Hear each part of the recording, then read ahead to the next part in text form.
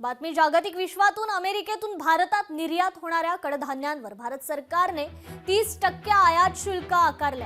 त्याचा फटका अमेरिकेतील शेतकऱ्यांना बसतो। त्यामुळे व्यापार करारावरील चर्चेत पंतप्रधान नरेंद्र मोदींसमोर हा विषय मांडावा अशी मागणी करणारं पत्र अमेरिकेचे राष्ट्राध्यक्ष डोनाल्ड ट्रम्प यांना अमेरिकेतील 2 सिनेटरने पाठवलंय।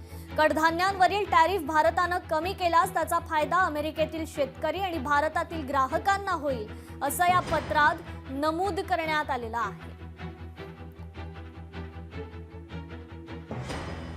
व्हेनेझुएला नंतर अमेरिकेचे राष्ट्राध्यक्ष डोनाल्ड ट्रम्प हे आता ग्रीनलँडकडे वळाले होते।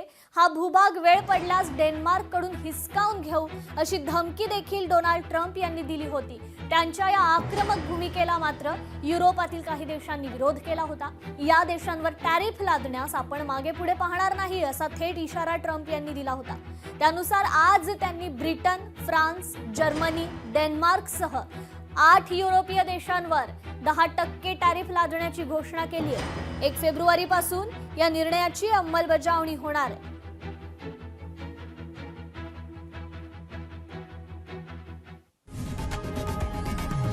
लोकशाही मराठी ऐका, पहा, जागरूक रहा।